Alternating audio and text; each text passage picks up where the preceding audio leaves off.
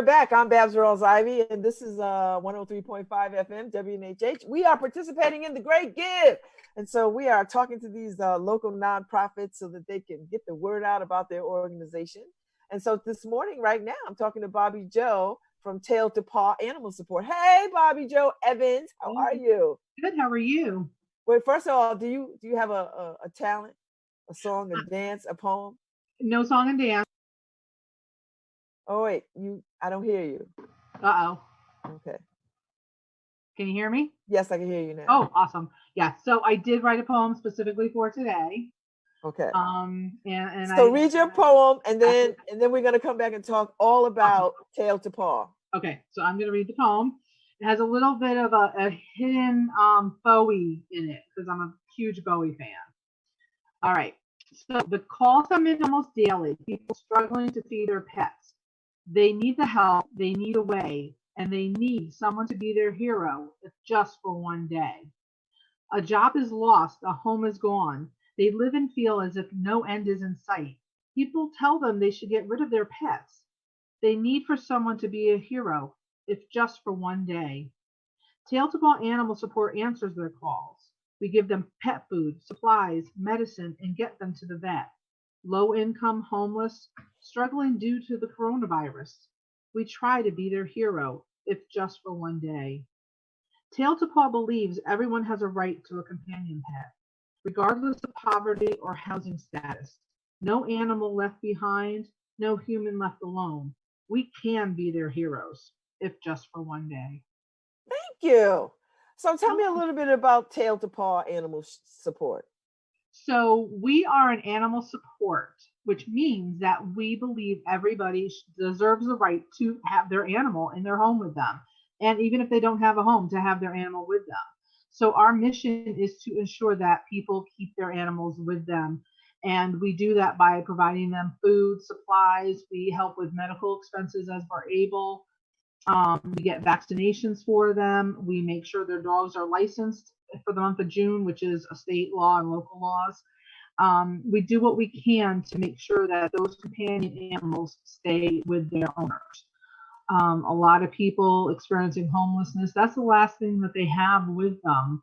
It's their life. And especially now during coronavirus, people rely on their animals for so much more than just companionship. It's who they're talking to daily. It's who they're communicating with. And to think that they can't get the food to feed them, they can't get the vaccinations that are needed, the health care for them, and it's expensive to care for pets. So we try to be there for them.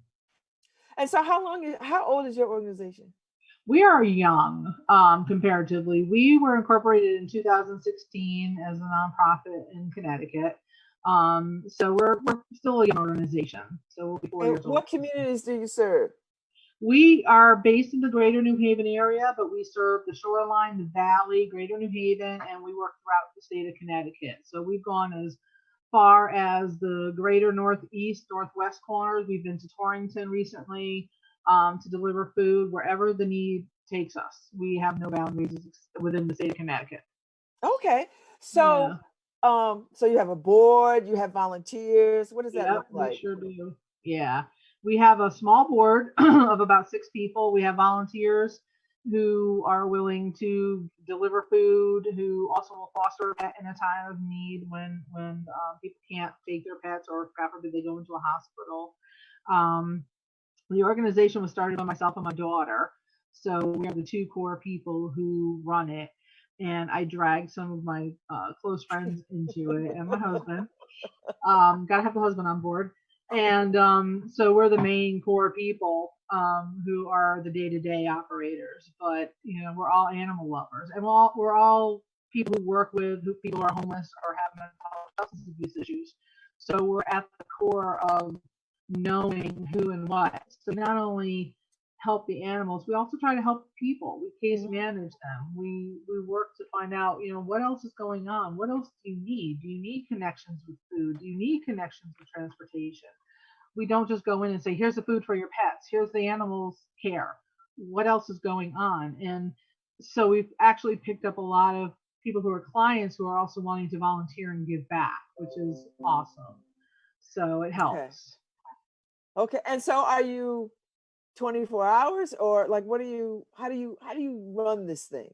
Yeah, so I work 9 to 5 or 8 to 5 or whenever, a day job. And so I operate it whenever I'm not working my day job, which is pretty much, 5 p.m. till the next morning. So we're always on the go. We used to do a lot of fundraising before coronavirus. And we get calls all the time. So I answer calls, people who are struggling to keep their pets. We find out what the core reason they're struggling is. And then we try to attack that and say, okay, how can we help you keep your pet? Is it food? Is it medical? And then if we can help them, we will do everything we can to get them the food, the supplies, the medical needs that they have, that they require. And we will do that if it means I have to take a ride out to Hartford at 7 o'clock in the evening to go deliver food. We do it. So we do what we have to do. During this time, it's a little difficult. I've been using a lot of, online ordering to help deliver food to decrease the socialization. But we're also struggling with a lot of low-income clinics are closed. So that's been different. Instead of getting cats and dogs vaccinated at the local clinics that happen on weekends, we've had to go to vets, which is triple the cost. So things like that are happening. Okay. So when did you know you wanted to make this a nonprofit? Like when did it become less about, well, I just really like pets to let me put some organizational structure to this? So it happened in 2015 when one of the cats of a client that I work with he accidentally got out of his owner's apartment and we couldn't find him for about a week. And he came back home and the client called me hysterical. And I ran over to her house and it was determined that he had been thrown into a lit oil type of fire. And he was burned from the tip of his tail to his front paws. And his whole Wow. body was singed. Yeah, his whole body was singed. He was missing a lot of fur and a lot of muscle and skin on the back paws.